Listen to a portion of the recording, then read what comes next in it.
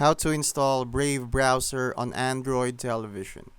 I'm going to tell you how to install Brave browser on your Android TV. First, we need to enable unknown sources. So go to Settings, Device Preferences, Security and Restrictions, now Unknown Sources, and enable it for installation. Next up is to install the Downloader app.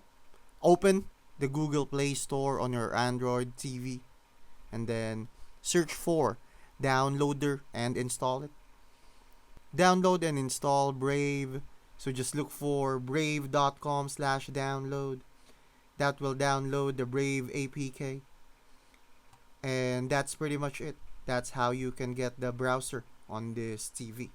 But since Brave isn't optimized for Android television, you may install Mouse Toggle for better control.